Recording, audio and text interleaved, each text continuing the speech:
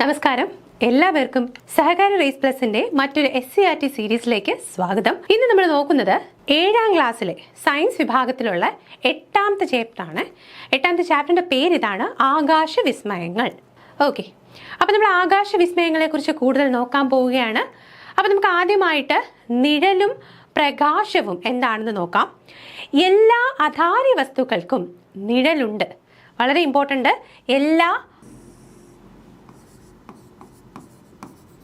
എന്തുണ്ടടാ? നിഴല് ഉണ്ട്, ഷാഡോ ഉണ്ട്. പ്രകാശ സ്രോതസ്സിന്റെ എതിർ ദിശയിലായിരിക്കും നിഴൽ രൂപപ്പെടുന്നത്. മറ്റൊരു സ്റ്റേറ്റ്മെന്റ് ആണ്, പ്രകാശ സ്രോതസ് എവിടെ നിന്നാണോ, പ്രകാശത്തിന്റെ സോഴ്സ് എവിടെയാണോ അതിന്റെ ഓപ്പോസിറ്റ് എതിർ ദിശയിലായിരിക്കും എന്ത് ഫോം ചെയ്യുന്നത്? നിഴൽ അഥവാ ഷാഡോ ഫോം ചെയ്യുന്നത്. ഗോളാകൃതിയിലുള്ള വസ്തുക്കൾക്ക് മാത്രമേ എപ്പോഴും വൃത്താകൃതിയിലുള്ള നിഴൽ ഉണ്ടാവുകയുള്ളൂ. അപ്പം ഗോളാകൃതിയിലുള്ള വസ്തുക്കൾക്ക് മാത്രമേ വൃത്താകൃതിയിലുള്ള നിഴൽ ഉണ്ടാകുകയുള്ളൂ. ഓക്കെ, ഗോളാകൃതിയിലുള്ള വസ്തുക്കൾക്ക് മാത്രമേ വൃത്താകൃതിയിലുള്ള നിഴൽ ഉണ്ടാകുകയുള്ളൂ. അപ്പൊ ഈ കാര്യത്തിൽ ഇത് മൂന്നും സ്റ്റേറ്റ്മെന്റ് ആയിട്ട് തന്നോക്കൂ. നമുക്ക് 3 സ്റ്റേറ്റ്മെന്റ് തന്നിരിക്കുകയാണ്. എല്ലാ അധാര്യ വസ്തുക്കൾക്കും നിഴലുണ്ട്, സ്റ്റേറ്റ്മെന്റ് 1. സ്റ്റേറ്റ്മെന്റ് 2, പ്രകാശ സ്രോതസ്സിന്റെ ഏത് ദിശയിലായിരിക്കും നിഴൽ രൂപപ്പെടുന്നത്. 3, ഗോളാകൃതിയിലുള്ള വസ്തുക്കൾക്ക് മാത്രമേ എപ്പോഴും വൃത്താകൃതിയിലുള്ള നിഴൽ ഉണ്ടാവുകയുള്ളൂ. ഈ 3 സ്റ്റേറ്റ്മെന്റും ശരിയാണ്. അപ്പം നിഴലും പ്രകാശവും നമുക്ക് മൂന്ന് പോയിന്റുകളാണ് ഇവിടെ പഠിച്ചത്. അപ്പൊ എന്തൊക്കെ പഠിച്ചു? അധാര്യ വസ്തുക്കൾക്ക് നിഴലുണ്ട് എന്ന് പഠിച്ചു. പ്രകാശ സ്രോതസ്സിന്റെ എതിർ ദിശയിലായിരിക്കും നിഴൽ രൂപപ്പെടുന്നത് എന്ന് പഠിച്ചു. ഗോളാകൃതിയിലുള്ള വസ്തുക്കൾക്ക് മാത്രമേ വൃത്താകൃതിയിലുള്ള നിഴൽ ഉണ്ടാവുകയുള്ളൂ എന്നും നമ്മൾ പഠിച്ചു. 3 കാര്യങ്ങൾ പറഞ്ഞു. അടുത്തത് ആകാശഗോളങ്ങളുടെ നിഴലാണ്. അപ്പൊ ആകാശഗോളങ്ങൾ നമുക്കറിയാം അല്ലേ, അവയുടെ നിഴൽ എങ്ങനെ ഫോം ചെയ്യും എന്നതാണ് നമ്മൾ പറയുന്നത്. ഭൂമിയുടെ നിഴൽ രൂപപ്പെടുന്ന ഭാഗം നോക്കടാ. ഇവിടെ ഒരു പിക്ചർ നിങ്ങൾ കാണുന്നുണ്ടല്ലോ. ഇവിടെ സൂര്യൻ, ഇതാണ് സോഴ്സ്, ലൈറ്റിന്റെ സോഴ്സ്. ഭൂമിയിൽ പതിച്ചിട്ട് അവിടെ എന്ത് ഫോം ചെയ്യുന്നു? ഷാഡോ ഫോം ചെയ്യുന്നത് നമ്മൾ കണ്ടു അല്ലേ. അപ്പൊ എന്ത് പഠിച്ചു? ഭൂമിയുടെ നിഴൽ രൂപപ്പെടുന്നത് നമ്മുടെ ചിത്രം എയിലൂടെ കണ്ടു. ഓക്കെ അല്ലേ? ഇനി ഇവിടെ പറയേണ്ട പ്രധാനപ്പെട്ട 3 പോയിന്റുകൾ നോക്കാം. ഭൂമി ഒരു അധാര്യ വസ്തു ആയതിനാൽ നിഴൽ രൂപപ്പെടുന്നു. ശരിയാണല്ലേ? ഭൂമി ഒരു അധാര്യ വസ്തുവാണ്, ഒരു ഒപ്പാക്കാണ്. അതുകൊണ്ട് തന്നെ നിഴൽ എന്ത് ചെയ്യുന്നു? രൂപപ്പെടുന്നു. സൂര്യന് എതിർ ദിശയിലായിരിക്കും എപ്പോഴും ഭൂമിയുടെ നിഴൽ രൂപപ്പെടുന്നത്. എന്താണ് പറഞ്ഞത്? സൂര്യൻ ഒരു നമ്മുടെ സോഴ്സ് ആണ് അല്ലെ, പ്രകാശ സോഴ്സ്. അപ്പം അതിന്റെ എവിടെ? ഓപ്പോസിറ്റ് ഡിറക്ഷനിലായിരിക്കും, എതിർ ദിശയിലായിരിക്കും അല്ലെ എന്ത് ഫോം ചെയ്യുന്നത്? ഭൂമിയുടെ നിഴൽ രൂപപ്പെടുന്നത്. ശരി. അകലേക്ക് പോകും തോറും ഭൂമിയുടെ നിഴൽ ചെറുതായി ഇല്ലാതാകുന്നു. മറ്റൊരു സ്റ്റേറ്റ്മെന്റ്, ദൂരം, ലെങ്ത് അല്ലെങ്കിൽ ഡിസ്റ്റൻസ് കൂടുന്തോറും ഭൂമിയുടെ നിഴൽ എന്താണ്? അതിന്റെ രൂപം ചെറുതായി അവസാനം ഇല്ലാതെയാകുന്നു. അപ്പൊ നമ്മൾ 3 കാര്യങ്ങൾ പറഞ്ഞു. നേരത്തെ പറഞ്ഞതും ഇപ്പൊ പറഞ്ഞതും നിങ്ങൾ കണക്ട് ചെയ്യുക. എല്ലാം പോയിന്റുകളാണ്. നമുക്ക് സ്റ്റേറ്റ്മെന്റ് ആയിട്ട് LGSന് വരാം, അതുപോലെ തന്നെ ഡിഗ്രി ലെവലിലും ഈ ചോദ്യങ്ങളെല്ലാം വരാം. ഇപ്പൊ നമ്മൾ കാണുന്നുണ്ട് ഒരു പിക്ചർ. ആകാശഗോളങ്ങളുടെ വലിപ്പ വ്യത്യാസം അനുസരിച്ച് അവയുടെ നിഴലിന്റെ വലിപ്പത്തിനും വ്യത്യാസം ഉണ്ടാകുന്നു. അപ്പം ഇവിടെ നമ്മുടെ പോയിന്റ് എന്താണ്? വലിപ്പ വ്യത്യാസം അനുസരിച്ച് നിഴലിന്റെ വലിപ്പത്തിലും വ്യത്യാസം ഉണ്ടാകുന്നു. നമുക്ക് പോയിന്റ് ആണ് വേണ്ടത് അല്ലെ. എന്താണ് ആ പോയിന്റ്? വലിപ്പ വ്യത്യാസം അനുസരിച്ച് അവയുടെ നിഴലിന്റെ വലുപ്പത്തിലും എന്തുണ്ടാകുന്നടാ? വ്യത്യാസം ഉണ്ടാകുന്നു എന്ന് പറയുന്നു. ഇനി ഒരു ആകാശഗോളത്തിൽ പ്രകാശം പതിയുന്ന ഭാഗത്ത് പകലും, ശ്രദ്ധിക്കുക, നിഴലുണ്ടാകുന്ന ഭാഗത്ത് രാത്രിയും അനുഭവപ്പെടുന്നുണ്ട്. മറ്റൊരു സ്റ്റേറ്റ്മെന്റ് ആണ്. അപ്പോൾ ഒരു ആകാശഗോളത്തിന്റെ കാര്യം പറയുകയാണെങ്കിൽ അവിടെ പ്രകാശം പതിയുന്ന ഭാഗമാണ്. എവിടെയാണോ പ്രകാശം വന്ന് പതിയുന്നത് അവിടെ പകലായിരിക്കും അല്ലെ. ഇവിടെ സൂര്യനാണ് കേട്ടോ, സൂര്യൻ, ഇവിടെ ഭൂമി. അപ്പം ഭൂമിയുടെ ഈ ഭാഗത്ത് നമുക്ക് എന്താണ്? ലൈറ്റ് പതിയുന്നതായിട്ട് നമുക്ക് കാണാൻ പറ്റും അല്ലേ. ഇവിടെ എന്തുണ്ട്? ലൈറ്റ് പതിയുന്നുണ്ട്. അപ്പൊ ഈ ഭാഗം എന്തായിരിക്കും? ഈ ഭാഗം ഇവിടെ പകലായിരിക്കും അല്ലേ. അതിന്റെ ഇപ്പുറത്തെ ഭാഗം എന്തായിരിക്കും? അത് രാത്രിയായിരിക്കും. ഓക്കെ അല്ലേ? അതാണ് ഇതിൽ പറയുന്നത്. അപ്പം നമ്മൾ പറഞ്ഞ പോയിന്റുകൾ വളരെ ഇമ്പോർട്ടൻ്റ് ആണ്. ശ്രദ്ധിച്ച് നമുക്ക് ഒന്നുകൂടി നോക്കിയിട്ട് വരാം. ഭൂമി ഒരു അധാര്യ വസ്തുവാണ്, അതുകൊണ്ട് സ്വാഭാവികമായും നിഴൽ ഫോം ചെയ്യും. പിന്നെ സൂര്യന് എതിർ ദിശയിലായിരിക്കും എപ്പോഴും ഭൂമിയുടെ നിഴൽ രൂപപ്പെടുന്നത്. മൂന്നാമത് അകലേക്ക് പോകുന്തോറും ഭൂമിയുടെ നിഴൽ ചെറുതായി ചെറുതായി ഇല്ലാതെയാകുന്നു എന്ന് പഠിച്ചു. അതിനോടൊപ്പം നമ്മൾ എന്ത് പഠിച്ചു? ആകാശഗോളങ്ങളുടെ വലിപ്പ വ്യത്യാസം അനുസരിച്ച് ഫോം ചെയ്യുന്ന നിഴലിന്റെ വലിപ്പത്തിനും വ്യത്യാസമുണ്ടാകുന്നു. പിന്നെന്ത് പറഞ്ഞു? പ്രകാശം പതിയുന്ന ഭാഗത്ത് പകലും പ്രകാശം പതിയാത്ത ഭാഗത്ത് രാത്രിയായിരിക്കുമെന്നും നമ്മൾ പറഞ്ഞു. ഇപ്പൊ നിങ്ങളൊരു പിക്ചർ കണ്ടല്ലോ. ഇവിടെ നമുക്ക് കണ്ട ബുധനെ കാണാം, സൂര്യനെ കാണാം, ഭൂമിയെ കാണാം, ചന്ദ്രനെ കാണാം, വ്യാഴത്തെ കാണാം, ശുക്രനെ കാണാം, ചൊവ്വയെ കാണാം അല്ലെ. ഇവിടെ എല്ലായിടത്തും എവിടെയാണോ സോഴ്സ്, ആ സോഴ്സിന്റെ ഓപ്പോസിറ്റ് ആയിട്ടാണ് നമുക്ക് നിഴൽ ഫോം ചെയ്തിരിക്കുന്നത് പിക്ചർ കാണാൻ സാധിക്കുന്നു എന്ന് വിശ്വസിക്കാം. അടുത്തത് ജസ്റ്റ് അറിയേണ്ട കാര്യമാണ് സമയം, നിഴലിന്റെ സവിശേഷതകൾ. അപ്പം ഓരോ സമയത്തും നിഴലിൽ വരുന്ന മാറ്റങ്ങൾ, ഏറ്റക്കുറച്ചിലുകളാണ് പറയുന്നത്. രാവിലെ നിഴലിന് നീളം കൂടും. പടിഞ്ഞാറ് ദിശയിലേക്കാകും നിഴൽ വ്യാപിക്കുക അല്ലെ. എവിടെയാണ് സൂര്യൻ ഉദിക്കുന്നത്? കിഴക്കാണ്. നമ്മൾ പറഞ്ഞു അതാര്യ വസ്തുവിന്റെ പ്രകാശ സ്രോതസ്സിന്റെ ഓപ്പോസിറ്റ് ആയിരിക്കും, ഓപ്പോസിറ്റ് ദിശയിലായിരിക്കും എന്ത് ഫോം ചെയ്യുന്നത്? നിഴല് ഫോം ചെയ്യുന്നത്. അപ്പൊ സൂര്യൻ ഉദിക്കുന്ന ഭാഗത്ത് അപ്പുറത്ത് എന്താണടാ? പടിഞ്ഞാറ്, കിഴക്ക് പടിഞ്ഞാറ്. അപ്പം ഇവിടെ നമ്മൾ എന്ത് പഠിച്ചു? രാവിലെ നിഴലിന് നീളം കൂടും. ഓർത്തു വെക്കുക. അതുപോലെ അറിയേണ്ടതാണ്, പടിഞ്ഞാറ് ദിശയിലേക്കാകും നിഴൽ വ്യാപിക്കുന്നത്. അപ്പൊ നിഴൽ എവിടെ വ്യാപിക്കും? പടിഞ്ഞാറ് ദിശയിലേക്ക് വ്യാപിക്കും. ഓക്കെ അല്ലേ? ഇനിയും ഉച്ചയ്ക്കത്തെ കാര്യം പറയാണ്. ഓക്കെ, നിഴലിന് നീളം കുറയും. നീളം കുറയും. അപ്പം ഉച്ചയ്ക്ക് നിഴലിന് നീളം കുറയും. മരച്ചുവട്ടിലാകും നിഴൽ കാണപ്പെടുക. അപ്പം ഏതെങ്കിലും ഒരു അതാര്യ വസ്തുവിൻ്റെ അവിടെ നമുക്ക് നിഴൽ കാണുന്നതായിട്ട് കാണാം. അപ്പോൾ ഈ രണ്ട് കാര്യങ്ങൾ ഓർത്തു വയ്ക്കുക, രാവിലെയും ഉച്ചയ്ക്കും. ഇനി പറയുന്നത് വൈകുന്നേരമാണ്. നിഴലിന് നീളം കൂടും. ഓക്കെ, നിഴലിന് നീളം കൂടും. അപ്പോൾ വൈകുന്നേരങ്ങളിലും രാവിലെയും എന്താണ്? നിഴലിന് നീളം കൂടും. ഇവിടെ കിഴക്ക് ദിശയിലേക്കാകും നിഴൽ വ്യാപിക്കുക അല്ലെ. നമുക്കറിയാം സൂര്യൻ അല്ലേ, സൂര്യൻ എന്താണ്? ഈസ്റ്റിൽ ഉദിച്ച് വെസ്റ്റിൽ അസ്തമിക്കും. അങ്ങനെയാണല്ലോ അല്ലെ. ഈസ്റ്റ് എന്ന് പറയുമ്പോൾ കിഴക്ക്, വെസ്റ്റ് എന്ന് പറയുമ്പോൾ പടിഞ്ഞാറ്. ഇവിടെ നോക്കടാ, സൂര്യൻ ഇവിടെ ഉദിക്കുന്ന സമയത്ത് ഈ ഭാഗത്ത് നിഴൽ ഫോം ചെയ്യും. സൂര്യൻ ഈവനിങ് ആവുമ്പോൾ ഇവിടെ വരും അല്ലേ. അപ്പം എവിടെ ഫോം ചെയ്യും? ഇപ്പുറത്തെ ഭാഗത്ത് നിഴൽ ഫോം ചെയ്യും. ഇനി പ്രകാശ സ്രോതസ് വസ്തുവിനോടടുക്കുമ്പോൾ നിഴൽ വലുതാകുകയും വ്യക്തത കുറയുകയും പ്രകാശ സ്രോതസ് വസ്തുവിൽ നിന്ന് അകലുമ്പോൾ നിഴൽ ചെറുതാകുകയും കൂടുതൽ ഇരുണ്ടതാവുകയും ചെയ്യും. രണ്ട് കാര്യങ്ങൾ നമ്മൾ പറഞ്ഞു അല്ലേ. നമ്മൾ നേരത്തെ ഒരു പോയിന്റ് പറഞ്ഞു, ഓർക്കുന്നുണ്ടോ? ദൂരത്തേക്ക് പോകുന്തോറും നിഴലിന്റെ വലിപ്പം ചെറുതായി ചെറുതായി അവസാനം ഇല്ലാതാകുന്നു എന്ന് പറഞ്ഞു. ആ ഒരു കോൺസെപ്റ്റ് മനസ്സിൽ വെച്ചുകൊണ്ട് തന്നെ ഇതിലേക്ക് പോകാം. പ്രകാശ സ്രോതസ് വസ്തുവിനോടടുക്കുമ്പോൾ നിഴൽ വലുതാകും. അപ്പൊ പ്രകാശ സ്രോതസ് വസ്തുവിനോടടുക്കുമ്പോൾ എന്ത് ചെയ്യും? നിഴൽ വലുതാകും. വ്യക്തത കുറയും എന്നും മനസ്സിലാക്കുക. വ്യക്തത എന്ത് ചെയ്യും? കുറയും. ഇനിയും പ്രകാശ സ്രോതസ് വസ്തുവിൽ നിന്ന് അകലുമ്പോൾ, ഇവിടെ നമ്മൾ എന്താണ് പറഞ്ഞ്? വസ്തുവിനോടടുക്കുമ്പോൾ, അകലുമ്പോൾ നിഴൽ എന്ത് സംഭവിക്കുന്നു? നിഴൽ ചെറുതാകുന്നു അല്ലെ. നിഴൽ ചെറുതാവുകയും കൂടുതൽ ഇരുണ്ടതാവുകയും ചെയ്യും. അപ്പൊ രണ്ട് കാര്യങ്ങളും ഓർത്തു വച്ചേക്കണം. രണ്ട് സ്റ്റേറ്റ്മെന്റുകളാണ് നമ്മൾ ഇവിടെ പറഞ്ഞത്. അപ്പൊ പ്രകാശ സ്രോതസ് വസ്തുവിനോടടുക്കുമ്പോൾ നിഴലിന് എന്ത് സംഭവിക്കുന്നു? നിഴൽ വലുതാകുന്നു, വ്യക്തത കുറയുന്നു. നിഴൽ വലുതാകുന്നു, വ്യക്തത കുറയുന്നു. എന്നാൽ പ്രകാശ സ്രോതസ് വസ്തുവിൽ നിന്നും അകലുമ്പോൾ നിഴൽ എന്ത് ചെയ്യുന്നു? ചെറുതാകുന്നു. അതുപോലെ തന്നെ ഈ നിഴൽ ചെറുതാകുന്നു, ഇരുണ്ടതാകുന്നു. മനസ്സിലായല്ലോ? എന്നാൽ രാവിലെയും ഉച്ചയ്ക്കും വൈകുന്നേരവും ഭൂമിയും സൂര്യനും തമ്മിലുള്ള അകലം മാറുന്നില്ല. ആക്ച്വലി നമ്മളിപ്പം നമുക്കറിയാം ഈ സൂര്യനും ഭൂമിയും തമ്മിലുള്ള ഡിസ്റ്റൻസിൽ മാറ്റം ഉണ്ടാവുന്നുണ്ടോ? ഇല്ല. അപ്പൊ ഇവിടെ എന്താണ് സംഭവിക്കുന്നത്? രാവിലെയും ഉച്ചയ്ക്കും വൈകുന്നേരവും ഭൂമിയും സൂര്യനും തമ്മിലുള്ള അകലം മാറുന്നില്ല. സൂര്യപ്രകാശം വരുന്ന ചരിവ് മാത്രമാണ് മാറുന്നത്. അല്ലെ? സൂര്യപ്രകാശത്തിന് വരുന്ന ചരിവാണ് അവിടെ മാറുന്നത്. സൂര്യപ്രകാശം മരത്തിൽ വീഴുന്ന ചരിവ് മാറുന്നതിനാലാണ് മരത്തിന്റെ നിഴലിന്റെ നീളം വിവിധ സമയങ്ങളിൽ മാറുന്നത്. അപ്പൊ എന്താണ് നമ്മൾ പറഞ്ഞു, ഉച്ചയ്ക്ക് മരത്തിന്റെ അല്ലെ ഷാഡോ ഫോം ചെയ്യുന്നു. അതിന് കാരണം ഇവിടെ പറയുന്നുണ്ട് അല്ലെ, സൂര്യപ്രകാശം മരത്തിൽ വീഴുന്ന ചരിവ് മാറുന്നതിനാലാണ് മരത്തിന്റെ നിഴലിന്റെ നീളം വിവിധ സമയങ്ങളിൽ മാറുന്നത് എന്ന് മനസ്സിലാക്കാം.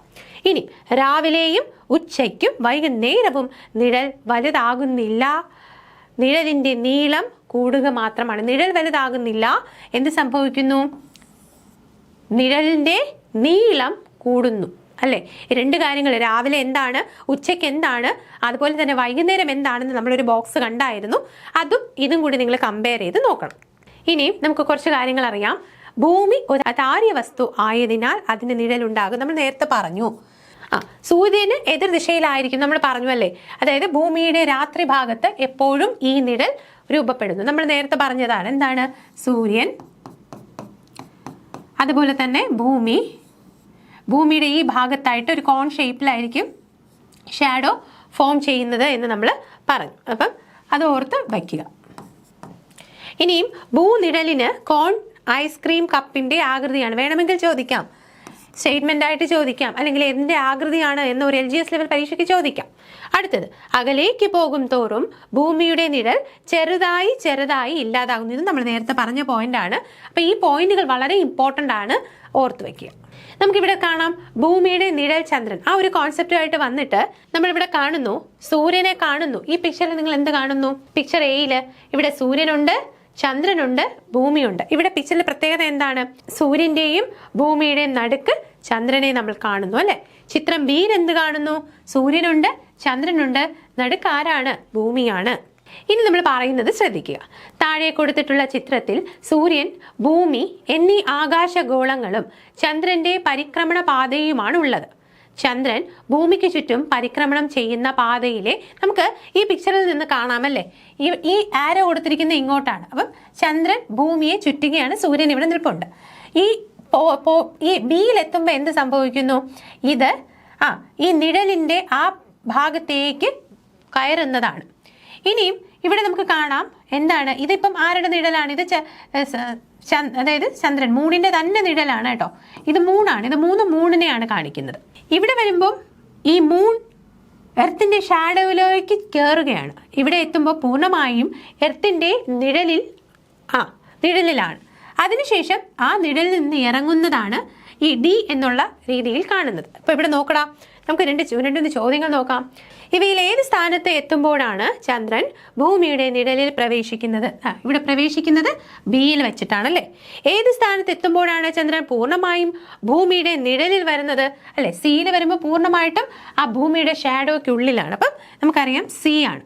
അത് കഴിഞ്ഞിട്ട് ചന്ദ്രൻ ഭൂമിയുടെ നിഴലിൽ നിന്ന് പൂർണ്ണമായും പുറത്തെത്തുന്ന സ്ഥാനം ഇവിടെ എത്തുന്നത്, ഡിയിൽ എത്തുന്നതോടുകൂടി പൂർണ്ണമായും ആ ഷാഡോയിൽ നിന്നും പുറത്തേക്ക് വരുന്നു. ഇനി നമ്മൾ നോക്കുന്നത് ചന്ദ്രഗ്രഹണം എന്താണ് എന്നാണ്. നമ്മൾ കേട്ടിട്ടുണ്ട് സൂര്യഗ്രഹണം, ചന്ദ്രഗ്രഹണം അല്ലെ. ചില സൂര്യഗ്രഹണങ്ങളെല്ലാം നമ്മൾ വളരെ ശ്രദ്ധയോടെ വീക്ഷിക്കാറുണ്ട് അല്ലെ, പ്രത്യേകതകളോടുകൂടി നമ്മൾ വീക്ഷിക്കാറുമുണ്ട്. അപ്പൊ നമുക്ക് ചന്ദ്രഗ്രഹണത്തെ കുറിച്ചൊന്ന് നോക്കാം. ചന്ദ്രഗ്രഹണത്തെ നമ്മൾ ഇംഗ്ലീഷിൽ പറയുന്നത് ലൂണാർ എക്ലിപ്സ് എന്നാണ് കേട്ടോ, ലൂണാർ എക്ലിപ്സ്. ചന്ദ്രൻ ഭൂമിയെ പരിക്രമണം ചെയ്യുമ്പോൾ ചില സമയങ്ങളിൽ ഭൂമി സൂര്യനും ചന്ദ്രനും ഇടയിൽ നേർരേഖയിൽ വരുന്നു. ഈ സമയം ഭൂമിയുടെ നിഴലിലായിരിക്കും ചന്ദ്രൻ. ഇതാണ് ചന്ദ്രഗ്രഹണം. അപ്പം ഇവിടെ സൂര്യൻ, ഇവിടെ ഭൂമി, ഇവിടെ ചന്ദ്രൻ. എന്താണ് പറയുന്നത്? ചന്ദ്രൻ ഭൂമിയെ പരിക്രമണം ചെയ്യുമ്പോൾ ചന്ദ്രൻ എന്ത് ചെയ്യുന്നുണ്ട്? ഇവിടെ ഒരു ഇമാജിനറി ലൈൻ വരച്ചു കഴിഞ്ഞാൽ നമുക്കറിയാം ഈ ചന്ദ്രൻ ഇങ്ങനെ മൂവ് ചെയ്യുകയാണ് അല്ലേ. അപ്പൊ നോക്കടാ, ഒരു പർട്ടിക്കുലർ പോയിന്റിലെത്തുമ്പോൾ ഭൂമി എന്ത് ചെയ്യുന്നു? സൂര്യനും ചന്ദ്രനും ഇടയിൽ നേർരേഖയിൽ വരുന്നു. നോക്കടാ, ഇതേ രേഖയിൽ ഇത്, ഇതേ രേഖയിൽ ഇത്. അങ്ങനെ വരുമ്പോൾ, അങ്ങനെ നേർരേഖയിൽ വരുന്ന സമയത്താണ് നമ്മൾ എന്ത് പറയുന്നത്? ഈ സമയം ഭൂമിയുടെ നിഴലിലായിരിക്കും ആര്? ചന്ദ്രൻ അല്ലെ. ഭൂമിയുടെ നിഴലിന്റെ അകത്തായിരിക്കും ചന്ദ്രൻ. അപ്പോൾ ഇതിനെയാണ് നമ്മൾ എന്ത് പറയുന്നത്? ചന്ദ്രഗ്രഹണം എന്ന് പറയുന്നത്. അപ്പൊ നമ്മൾ എന്താണെടാ പറഞ്ഞത്? നമ്മൾ എന്താണ് പറഞ്ഞത്? ഇവിടെ സൂര്യൻ, ഭൂമി, അതുപോലെ ചന്ദ്രൻ ഇങ്ങനെ വരുമ്പോൾ അല്ലെ, ചില സമയങ്ങളിൽ ഈ ചന്ദ്രൻ ഭൂമിയെ പരിക്രമണം ചെയ്യുന്ന സമയത്ത് ചില വേളകളിൽ ഇവിടെ സൂര്യന് നേരെ ഭൂമി, അതിന് നേരെ ചന്ദ്രൻ വരും. ഇങ്ങനെ വരുന്ന സമയത്ത് ഭൂമിയുടെ ഷാഡോ ഇവിടെ ഫോം ചെയ്യുന്നു എന്ന് പറഞ്ഞല്ലോ. ഇതിന്റെ അകത്തായിരിക്കും ആര്? ചന്ദ്രൻ. അപ്പോൾ ആ ഒരു ഇതിനെയാണ് നമ്മൾ എന്ത് പറയുന്നത്? ചന്ദ്രഗ്രഹണം അഥവാ ലൂണാർ എക്ലിപ്സ് എന്ന് പറയുന്നത്. അപ്പം എർത്ത് നടുക്ക് വരുന്നതാണ് ചന്ദ്രഗ്രഹണം. ഓർത്തു വെക്കുക, ഭൂമി സൂര്യനും ചന്ദ്രനും ഇടയിൽ നേർരേഖയിൽ വരുന്ന സമയത്ത് ഭൂമിയുടെ നിഴലിനുള്ളിലായിരിക്കും ചന്ദ്രൻ. ഈ ഒരു സമയത്തെ നമ്മൾ ചന്ദ്രഗ്രഹണം എന്ന് പറയും. ഓക്കെ അല്ലേ? ആകാശത്ത് ദൃശ്യമാകുന്ന മനോഹര പ്രതിഭാസങ്ങളിൽ ഒന്നാണ് ചന്ദ്രഗ്രഹണം. ഓക്കെ, അപ്പം നമുക്കതറിയാം. പിന്നെ നമുക്ക് ഇവിടെ പൂർണ്ണ ഗ്രഹണ സമയത്ത് ചന്ദ്രൻ ഓറഞ്ചു കലർന്ന ചുവപ്പു നിറത്തിൽ മങ്ങിയാണ് കാണുന്നത്. ഇവിടെ നമുക്ക് ഓർത്തു വെക്കേണ്ട പോയിന്റ്, പൂർണ്ണഗ്രഹണ സമയത്ത് എന്ത് കളറായിരിക്കും ചന്ദ്രന്? ഓറഞ്ച് കലർന്ന ചുവപ്പ് നിറമായിരിക്കും എന്നുള്ളത് ഓർത്തു വെക്കുക. ഇനിയും വിവിധ തരം ചന്ദ്രഗ്രഹണങ്ങളാണ് നമ്മൾ നോക്കുന്നത്. പൂർണ്ണ ചന്ദ്രഗ്രഹണം, ഭാഗിക ചന്ദ്രഗ്രഹണം, ഉപഛായ ചന്ദ്രഗ്രഹണം. അപ്പൊ മൂന്നെണ്ണം ഏതൊക്കെയാണെടാ? പൂർണ്ണ ചന്ദ്രഗ്രഹണം, ഭാഗിക ചന്ദ്രഗ്രഹണം, ഉപഛായ ചന്ദ്രഗ്രഹണം. അപ്പം എന്നിങ്ങനെ മൂന്നിനം ചന്ദ്രഗ്രഹണങ്ങളുണ്ട്. അപ്പൊ ചന്ദ്രഗ്രഹണങ്ങൾ മൂന്നിനത്തിൽ: പൂർണ്ണ ചന്ദ്രഗ്രഹണം, ഭാഗിക ചന്ദ്രഗ്രഹണം, ഉപഛായ ചന്ദ്രഗ്രഹണം. ഓർക്കുക, സൂര്യൻ അത്യധികം വലിയ പ്രകാശോത്സവസായതിനാൽ ഭൂമി ഛായ, ഉംബ്ര എന്നാണ് ഛായ പറയണേ, ഉപഛായ എന്ന് വെച്ചാൽ പെനുംബ്ര എന്നിങ്ങനെ രണ്ടിനം നിഴലുകൾ ഉണ്ടാക്കുന്നതാണ്. ഇതിന് കാരണം മധ്യഭാഗത്തുള്ള കൂടുതൽ ഇരുണ്ട നിഴലാണ് ഛായ. നിങ്ങൾക്ക് ഈ പിക്ചറിൽ കാണാൻ പറ്റും അല്ലെ? ഇവിടെ ഛായ അടയാളപ്പെടുത്തിയിട്ടുണ്ട്. സൂര്യന് ഓപ്പോസിറ്റ് ആയിട്ട് ഭൂമി ഒരു കോൺ, ഐസ്ക്രീം കോണില്ലേ, അതേപോലെയാണ് നിഴല് ഉണ്ടാക്കുന്നത്. അപ്പം വേണ്ടേ, ഇതിന്റെ അകത്ത്, ഈ ഒരു കോണിന്റെ അകത്ത് വരുന്ന സമയത്ത്, ഇതിന്റെ അകത്ത്, ഈ ഭാഗത്ത്, ഇതിന്റെ ഉള്ളിലേക്ക് വരുന്ന ഭാഗത്ത് വരുന്ന സമയത്തെ നമ്മൾ ഛായ അഥവാ പെനുംബ്ര എന്ന് പറയും. സോറി, ഉംബ്ര എന്ന് പറയും. ഉംബ്ര. ഓക്കെ, അപ്പം മനസ്സിലായല്ലോ എന്താണെന്ന്? ഉപഛായ എന്താണ്, അതുപോലെ ഛായ എന്താണ് എന്നുള്ളത് നമുക്ക് മനസ്സിലാക്കാം. അപ്പം ചന്ദ്രഗ്രഹണങ്ങളെ കുറിച്ച് നമ്മൾ പറഞ്ഞു, മൂന്നെണ്ണം ഉണ്ടല്ലേ. ഏതൊക്കെയാണെടാ? പൂർണ്ണ ചന്ദ്രഗ്രഹണം പറഞ്ഞു, അതുപോലെ ഭാഗിക ചന്ദ്രഗ്രഹണം പറഞ്ഞു, അതുപോലെ ഉപഛായാഗ്രഹണം ചന്ദ്രഗ്രഹണം പറഞ്ഞു. അപ്പം നമ്മൾ പറഞ്ഞു എന്താണ് ഛായ അല്ലെ? അപ്പം സൂര്യന് എതിർ ദിശയിലായിട്ട് ഭൂമിയുടെ എന്ത് ഫോം ചെയ്യുന്നുണ്ട്? നിഴല് ഫോം ചെയ്യുന്നുണ്ട്. കാര്യം ഭൂമി ഒരു അതാര്യ വസ്തുവാണ്. അപ്പം ആ നിഴലിന്റെ, ആ ഭൂമിയുടെ കോണാകൃതിയിൽ, കോൺ ഷേപ്പ് പോലെ വരും എന്ന് പറഞ്ഞു. അതിൻ്റെ അകത്ത് മൂൺ വരുന്ന സമയത്തെ നമ്മൾ അതാണ് ഛായ. അതിൻ്റെ അകത്ത് വന്ന ഇവിടെ നോക്കടാ, ഇവിടെ ഒരു ഭാഗം കാണുന്നുണ്ടോ? അപ്പം ഈ ഷാഡോയുടെ നിഴല് ഇങ്ങോട്ട് എക്സ്റ്റെൻഡ് ചെയ്തിട്ടുണ്ട്. ഈ ഭാഗത്ത് ഇത്രയും നല്ല ഹാർഡ് കളറിലാണ് അല്ലെ, ഇത് ഛായ. അപ്പം ഇതിന്റെ ആ നിഴലിന്റെ ആ ഒരു വളയത്തിന്റെ അകം തന്നെയാണ്, പക്ഷെ അത്രത്തോളം എന്താണ് ശക്തമല്ല. ആ ഭാഗത്ത് ചന്ദ്രൻ വരുന്ന സമയത്ത് ഈ ഭാഗത്തെ നമ്മൾ പറയുന്നത് ഉപഛായ അഥവാ പെനുംബ്ര എന്നാണ്. ഓക്കെ, അപ്പൊ ഇവിടെ എന്താണ് പെനുംബ്രയ്ക്ക് പ്രത്യേകത? അത്രത്തോളം ഇരുണ്ടല്ലാത്ത നിഴലാണ് ഉപഛായ. ചന്ദ്രൻ പൂർണ്ണമായും ഭൂമിയുടെ ഛായാ നിഴലിൽ വരുമ്പോൾ ഉണ്ടാകുന്ന ഗ്രഹണമാണ് പൂർണ്ണ ചന്ദ്രഗ്രഹണം. അപ്പോൾ നോക്കടാ, ഇവിടെ എന്താണ് നമ്മൾ കണ്ടത്? പൂർണ്ണമായിട്ടും ഈ ഭാഗത്ത് അല്ലെ, ഈ ഭാഗത്ത് ചന്ദ്രൻ വരുന്നതാണ്. പൂർണ്ണമായിട്ടും ഭൂമിയുടെ ഇരുണ്ട നിഴലിനുള്ളിലാണ് ആര്? ചന്ദ്രൻ. ആ ഭാഗത്ത് വരുന്നത് അതിന് ഛായ എന്ന് പറയും. ആ ഭാഗത്ത് വരുമ്പോഴാണ് നമ്മൾ പൂർണ്ണ ചന്ദ്രഗ്രഹണം എന്ന് പറയുന്നത്. എന്നാൽ ടോട്ടൽ ലൂണാർ എക്ലിപ്സ്, ഓക്കെ, ചന്ദ്രന്റെ അല്പം ഭാഗം ഭൂമിയുടെ ഛായയിലും അല്പം ഉപഛായയിലും വരുമ്പോൾ ഭാഗിക ചന്ദ്രഗ്രഹണം. എടാ ഇവിടെ നോക്കിക്കോ, അതായത് ഇവിടെ അല്ലെങ്കിൽ ഇവിടെ ചന്ദ്രൻ വരുന്ന ഒരവസ്ഥ. അപ്പൊ ഇത്രയും ഭാഗം ഉള്ളിലും ഛായയുടെ ഭാഗത്തും ഇത്രയും ഭാഗം ഉപഛായയുമാണ് അല്ലേ. ഇവിടെ എന്താണ്? ഛായയാണ്. ഇവിടെ എന്താണ്? ഉപഛായയാണ്. അപ്പൊ ഇങ്ങനെയുള്ള സ്ഥലത്ത് വരുമ്പോഴാണ് ഇതിനെ നമ്മൾ പാർഷ്യൽ ലൂണാർ എക്ലിപ്സ് അഥവാ ഭാഗിക ചന്ദ്രഗ്രഹണം എന്ന് പറയുന്നത്. ഇനിയും ചന്ദ്രൻ പൂർണ്ണമായും ഭൂമിയുടെ ഉപഛായയിൽ വരുമ്പോൾ ഉപഛായ ഉപഗ്രഹണം എന്ന് പറയുന്നു. അതായത് ചന്ദ്രൻ വരുന്നത് ഇവിടെയാണ് അല്ലെങ്കിൽ ഇവിടെയാണെന്ന് വിചാരിക്കും. ഇത് ഏത് ഭാഗമാണ്? ഉപഛായ ഉള്ള ഭാഗമാണ്. ഛായ ഉണ്ടോ? ഇല്ല. അതിനെയാണ് നമ്മൾ ഉപഛായ ചന്ദ്രഗ്രഹണം എന്ന് പറയുന്നത്. നമ്മൾ കൂടുതലും കേട്ടിട്ടുള്ളത് ടോട്ടൽ ലൂണാർ എക്ലിപ്സും അതുപോലെ തന്നെ പാർഷ്യൽ ലൂണാർ എക്ലിപ്സും ആണ് നമ്മൾ കൂടുതലായിട്ട് പഠിച്ചിട്ടുള്ളത്. അപ്പോൾ ഇവിടെ നോക്ക്, ഉപഛായ ചന്ദ്രഗ്രഹണം അഥവാ പെനുംബ്രൽ ലൂണാർ എക്ലിപ്സ് ഓർത്ത് വയ്ക്കുക. പെനുംബ്ര എന്ന് പറയുന്നത് എന്താണ്? പെനുംബ്ര എന്ന് പറയുന്നത് ഉപഛായയാണ്. അപ്പൊ ഇവിടെ നമ്മൾ എന്തൊക്കെ പഠിച്ചു? എന്താണ് ഛായ അഥവാ ഉംബ്ര, എന്താണ് ഉപഛായ അഥവാ പെനുംബ്ര എന്ന് പഠിച്ചു. ഇനി 3 തരത്തിലുള്ള ചന്ദ്രഗ്രഹണങ്ങൾ ഏത് ഫോമിലാണ് വരുന്നതെന്നും പറഞ്ഞു. ഇനി പൂർണ്ണ ചന്ദ്രഗ്രഹണ സമയത്ത് ചന്ദ്രൻ അപ്രത്യക്ഷമാകുന്നില്ല. പകരം ചോര നിറത്തിൽ ഓറഞ്ച് കലർന്ന ചുവപ്പ് നിറത്തിൽ അല്പം മങ്ങി കാണുകയാണ് ചെയ്യുക. നമ്മൾ നേരത്തെ പറഞ്ഞു അല്ലേ, എന്താണ് നിറം? അപ്പൊ പൂർണ്ണ ചന്ദ്രഗ്രഹണ സമയത്ത് നമ്മുടെ മനസ്സിൽ എന്താണ്? ആ ചന്ദ്രനെ കാണാണ്ടാവും എന്നാണ്. അങ്ങനെയല്ല, അത് മനസ്സിലാക്കുക. എന്ത് നിറത്തിലായിരിക്കും? ഓറഞ്ച് കലർന്ന ചുവപ്പ് നിറത്തിലായിരിക്കും കാണുന്നത്. ഇതാണ് പൂർണ്ണഗ്രഹണ സമയത്തെ ചന്ദ്രനെ എന്തെന്ന് പറയുന്നു?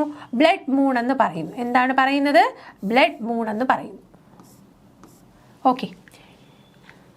ഭാഗിക ചന്ദ്രഗ്രഹണ സമയത്ത് ചന്ദ്രന്റെ അല്പഭാഗം ചോര നിറത്തിലും ബാക്കി ഭാഗം സാധാരണ പോലെയും കാണപ്പെടുന്നു. ഭാഗികം എന്ന് പറയുമ്പോൾ എന്താണ്ടാ? പാർഷ്യൽ അല്ലേ. പാർഷ്യൽ ലൂണാർ എക്ലിപ്സ് ആണെങ്കിലോ? പാർഷ്യൽ ആണെങ്കിൽ എന്താണ് പ്രത്യേകത? അല്പഭാഗം ചോര നിറത്തിലായിരിക്കും കേട്ടോ. അല്പഭാഗം ചോര നിറത്തിലും ബാക്കി ഭാഗം സാധാരണ പോലെയും കാണപ്പെടുന്നതാണ് എന്ത്? ഭാഗിക ചന്ദ്രഗ്രഹണ സമയത്ത് അഥവാ പാർഷ്യൽ ലൂണാർ എക്ലിപ്സ്. ഇനിയും ഉപഛായ ചന്ദ്രഗ്രഹണ സമയത്താണ് എങ്കിൽ ചന്ദ്രനെ അല്പം നിറം മങ്ങി കാണാമെന്നല്ലാതെ മറ്റു വ്യത്യാസമൊന്നും ഇല്ല. അപ്പൊ ഉപഛായ ചന്ദ്രഗ്രഹണം എന്ന് പറയുന്നത് ആ ഛായയുടെ ഒരു എക്സ്റ്റെൻഡ് ആണ് അല്ലെ. അപ്പൊ ഭയങ്കര ഒരു ചെറിയൊരു മങ്ങല് കാണും ചന്ദ്രന്, പക്ഷേ പൂർണ്ണമായിട്ട് കാണാതൊന്നും ഇരിക്കുന്നില്ല. ഭൂമിയുടെ നിഴൽ വളരെ വിശാലമായതിനാൽ ചന്ദ്രൻ അതിനെ മുറിച്ചു കടക്കാൻ കുറച്ച് സമയമെടുക്കും അല്ലെ. നമുക്കറിയാം ചന്ദ്രൻ ഭൂമിയെക്കാളും എത്ര ചെറുതാണെന്ന്. സോ ഭൂമിയിൽ ഫോം ചെയ്യുന്ന നിഴലിന്റെ വലിപ്പം അനുസരിച്ച് ആ ഒരു ഉപഛായ മേഖലയിൽ നിന്നും മുറിച്ചു കടക്കാൻ സമയമെടുക്കും എന്നുള്ളത് ഓർത്ത് വയ്ക്കുക. സമയമെടുക്കും. അതിനാൽ ചന്ദ്രഗ്രഹണം 3 മുതൽ 5 മണിക്കൂർ വരെ നീണ്ടു നിൽക്കാം. വേണമെങ്കിൽ ചോദിക്കാം, ആ ഉപഛായ മുറിച്ചു കടക്കാൻ സമയമെടുക്കുന്നത് കൊണ്ട് എത്ര? ഏകദേശം 3 മുതൽ 5 മണിക്കൂർ വരെ എടുത്തിട്ടാണ് ആ ഉപഛായയിൽ നിന്നും ചന്ദ്രൻ പുറത്തേക്ക് കടങ്ങുന്നതെന്ന് ഓർത്തു വയ്ക്കുക. ഏതൊരു പൂർണ്ണ ചന്ദ്രഗ്രഹണ സമയത്തോടൊപ്പവും ഭാഗിക ചന്ദ്രഗ്രഹണവും ഉപഛായ ചന്ദ്രഗ്രഹണവും ഉണ്ടാവും. അപ്പോൾ ഓർത്തു വയ്ക്കുക, ഒരു പൂർണ്ണ ചന്ദ്രഗ്രഹണ സമയത്ത് പോലും അവിടെ എന്തൊക്കെ ഉണ്ടാവും? പാർഷ്യൽ ലൂണാർ എക്ലിപ്സും പെനുംബ്രൽ ലൂണാർ എക്ലിപ്സ്, അതായത് ഭാഗികവും ഉപഛായ ചന്ദ്രഗ്രഹണവും ഉണ്ടാകുമെന്നാണ് പറയുന്നത്. എന്നാൽ ഭാഗിക ചന്ദ്രഗ്രഹണത്തിനും ഉപഛായ ചന്ദ്രഗ്രഹണത്തിനും പൂർണ്ണ ചന്ദ്രഗ്രഹണം ഉണ്ടാവണമെന്നില്ല. അപ്പം പൂർണ്ണ ചന്ദ്രഗ്രഹണം ഉണ്ടാകുന്ന ഏതൊക്കെ മൊമെന്റിലാണെങ്കിലും അവിടെയെല്ലാം ഒരു പാർഷ്യൽ, അതായത് ഭാഗികമായതും അതുപോലെ പെനുംബ്രൽ അല്ലെ ഉപഛായ ചന്ദ്രഗ്രഹണവും കൂടി ഉണ്ടാകാം. പക്ഷേ ഒരു ഭാഗിക ചന്ദ്രഗ്രഹണമോ അഥവാ ഉപഛായ ചന്ദ്രഗ്രഹണമോ ആണ് എങ്കിൽ അപ്പോൾ പൂർണ്ണ ചന്ദ്രഗ്രഹണം ഉണ്ടാകണമെന്നില്ല എന്ന് പറയുന്നു. ഓർത്തു വയ്ക്കുക. സ്റ്റേറ്റ്മെന്റ് ആയിട്ട് വേണമെങ്കിൽ ചോദിക്കാം. നമുക്കറിയാം, ചന്ദ്രഗ്രഹണ സമയത്ത് ഭൂമി സൂര്യനും ചന്ദ്രനുമിടയിൽ കൃത്യമായ നേർരേഖയിൽ വരുന്നു. അതിനാൽ സൂര്യപ്രകാശത്തിന് ഭൂമിയുടെ അന്തരീക്ഷത്തിലൂടെ കൂടുതൽ സഞ്ചരിക്കേണ്ടി വരുന്നു. നമ്മളോട് ഇവിടെ ചോദിച്ചിരിക്കുന്നത്, നമ്മൾ പറഞ്ഞു ഈ ഷാഡോ വച്ചിലാണ് നിൽക്കുന്നത്, ഷാഡോയിലാണ് നിൽക്കുന്നത് ആര്? നമ്മുടെ ചന്ദ്രൻ. എങ്കിൽ പോലും എന്തുകൊണ്ടാണ് ചന്ദ്രൻ ഒരു ഓറഞ്ച് കലർന്ന റെഡ് നിറമാണ് നമ്മൾ നേരത്തെ പറഞ്ഞു. അതിനുള്ള റീസൺ ആണ് ഇവിടെ പറയുന്നത്. നമുക്കറിയാം, ചന്ദ്രഗ്രഹണ സമയത്ത് ഭൂമി സൂര്യനും ചന്ദ്രനും ഇടയിൽ വരുന്നു, നേർരേഖയിലും വരുന്നു. അപ്പൊ നേർരേഖയിലുമാണ് വരുന്നതെന്ന് നമ്മൾ പറഞ്ഞു. അതിനാൽ സൂര്യപ്രകാശത്തിന് ഭൂമിയുടെ അന്തരീക്ഷത്തിലൂടെ കൂടുതൽ ദൂരം സഞ്ചരിക്കേണ്ടി വരുന്നു. ഇവിടെ ചന്ദ്രന്റെ അടുത്ത് എത്തണമെങ്കിൽ ഭൂമിയുടെ ഈ അന്തരീക്ഷം, ഈ ബ്ലൂ കാണിച്ചിരിക്കുന്ന അന്തരീക്ഷമാണ്, ഇതിലൂടെ കടന്നു വേണം എവിടെ എത്താൻ? ചന്ദ്രനിലേക്ക് എത്താൻ സൂര്യപ്രകാശത്തിന്. അപ്പോൾ തരംഗ ദൈർഘ്യം കുറവുള്ള വയലറ്റ് മുതൽ, വളരെ ഇമ്പോർട്ടൻ്റ് ആണ്, എന്താണ് തരംഗ ദൈർഘ്യം? Wave length. തരംഗ ദൈർഘ്യം കുറവുള്ള വയലറ്റ് മുതൽ മഞ്ഞ വരെയുള്ള വർണ്ണരശ്മികൾ അന്തരീക്ഷത്തിൽ വച്ച് വിസരണം വഴി നഷ്ടപ്പെടുന്നു. വളരെ ഇമ്പോർട്ടൻ്റ്, വിസരണം. അടുത്തത് എന്താണ്? തരംഗ ദൈർഘ്യം കുറഞ്ഞത്. അപ്പോൾ വയലറ്റ് മുതൽ മഞ്ഞ വരെയുള്ള നിറങ്ങൾക്ക് തരംഗ ദൈർഘ്യം കുറവാണ്, അത് നമുക്കറിയാം. അപ്പം അവിടെ നടക്കുന്ന എന്ത് പ്രോസസ്സാണ്? വിസരണം വഴി അവിടെ എന്ത് സംഭവിക്കുന്നു? നഷ്ടമാകുന്നു, അല്ലേ? വർണ്ണരശ്മികൾ അന്തരീക്ഷത്തിൽ വെച്ച് ആ നിറങ്ങളെല്ലാം നഷ്ടമാകുന്നു. തരംഗ ദൈർഘ്യം കൂടുതൽ, നമുക്കറിയാം കൂടുതലുള്ളതായതാണ് എന്താണ്? ചുവപ്പ് രശ്മികൾ. ചുവപ്പ് രശ്മികൾ പൂർണ്ണമായും, ഓറഞ്ച് രശ്മികൾ ഭാഗികമായും വിസരണത്തിന് വിധേയമാകുന്നു, അല്ലേ? നമുക്ക് റെഡ് ലൈറ്റിന്, ഓറഞ്ച് ലൈറ്റിനെല്ലാം തരംഗ ദൈർഘ്യം കൂടുതലാണ്. സ്വാഭാവികമായിട്ടും ആ നിറങ്ങൾ കൂടുതൽ എന്ത് ചെയ്യുന്നു? എടുത്ത് കാണിക്കുന്നു. ഇവ ഭൂമിയുടെ അന്തരീക്ഷം സൃഷ്ടിക്കുന്ന അപവർത്തനത്തിന് വിധേയമായി ദിശ മാറി ചന്ദ്രനിലെത്തുന്നു. അപ്പം ഇതിനെന്താണ് അപവർത്തനം? നിങ്ങൾ അപവർത്തനം ഓർത്ത് വെച്ചോണം കേട്ടോ. ഇവിടെ നമ്മൾ വിസരണം പറഞ്ഞു, അല്ലേ? എന്തുകൊണ്ടാണ് വർണ്ണരശ്മികൾ അന്തരീക്ഷത്തിൽ നഷ്ടമാകുന്നത്? വിസരണം വഴി. പിന്നെ നമ്മൾ എന്ത് പറഞ്ഞു? തരംഗ ദൈർഘ്യം കൂടുതലുള്ള, അല്ലെ, ചുവപ്പ് രശ്മികൾ പൂർണ്ണമായും, ഓറഞ്ച് രശ്മികൾ ഭാഗികമായും വിസരണത്തിന് വിധേയമാകാതെ മുന്നോട്ട് പോകുന്നു. ഇവ ഭൂമിയുടെ അന്തരീക്ഷം സൃഷ്ടിക്കുന്ന, ഈ ഭൂമിയുടെ ഈ ബ്ലൂ കാണുന്നതാണ് അന്തരീക്ഷം, സൃഷ്ടിക്കുന്ന അപവർത്തനത്തിന് വിധേയമായി ദിശ മാറി ചന്ദ്രനിലെത്തുന്നു. അതിനാൽ ചന്ദ്രനെ ഓറഞ്ച് കലർന്ന ചുവപ്പ് നിറത്തിൽ കാണുന്നു. നിങ്ങൾക്ക് ആ പിക്ചറിൽ കാണാം, അല്ലേ? ഇതാണ് ഭൂമിയുടെ അന്തരീക്ഷം. ഇവിടെ കൂടി വരുന്നു. അപ്പം നമ്മൾ എന്ത് പറഞ്ഞു? ഇവിടെ നിന്ന് തരംഗ ദൈർഘ്യം കൂടുതലാണ്. അപ്പോൾ വയലറ്റ് മുതൽ മഞ്ഞ വരെയുള്ള രശ്മികൾ നഷ്ടപ്പെടുന്നു. തരംഗ ദൈർഘ്യം കൂടുതലുള്ള റെഡും ഓറഞ്ചും, അല്ലേ, ഇവിടെ വന്നിട്ട് അതിൻ്റെ അന്തരീക്ഷത്തിൽ വെച്ച് ദിശ മാറി മൂണിലെത്തുകയും അതുകൊണ്ട് തന്നെ ആ സമയത്ത് മൂണിനെ റെഡ് മുതൽ ഓറഞ്ച്, കൂടുതൽ റെഡിൽ ഒരു ഓറഞ്ചും കൂടെ ചേർന്ന ഒരു നിറത്തിൽ നമുക്ക് കാണാനായിട്ട് സാധിക്കുന്നു. ഇത് ഡീറ്റെയിൽ ആയിട്ടൊന്ന് മനസ്സിലാക്കി വയ്ക്കുക. അടുത്തത് ഭൂമിയും ചന്ദ്രന്റെ നിഴലും. നിങ്ങൾക്ക് ഈ പിക്ചറിൽ കാണാം, അല്ലേ? ഇവിടെ ആരാണ് നിൽക്കുന്നത്? സൂര്യൻ. ഇവിടെ നടുക്ക് ചന്ദ്രൻ നിൽക്കുന്നു, ഇവിടെ ഭൂമി നിൽക്കുന്നു. ഈ ഒരു പോയിന്റ് കണ്ടല്ലോ. ഇവിടെ എന്ത് സംഭവിക്കുന്നു? ഭൂമിയിൽ ചന്ദ്രന്റെ നിഴൽ പതിക്കുന്നത് നിങ്ങൾ കാണുന്നുണ്ട്, അല്ലേ? കാണുന്നുണ്ടോ? കാണുന്നുണ്ട്. ഇനി നമ്മൾ പറയുന്നത് സൂര്യഗ്രഹണം എന്ത് എന്നാണ്. ഭൂമിയെ പരിക്രമണം ചെയ്യുമ്പോൾ ചന്ദ്രൻ അപൂർവമായി ഭൂമിക്കും സൂര്യനും ഇടയിൽ നേർരേഖയിൽ വരുന്നു. ശ്രദ്ധിക്കുക, ഭൂമിയെ പരിക്രമണം ചെയ്യുമ്പോൾ, പരിക്രമണം എന്ന് വെച്ചാൽ റെവല്യൂഷൻ, ചന്ദ്രൻ അപൂർവമായി ഭൂമിക്കും സൂര്യനും ഇടയിൽ വരുന്നു.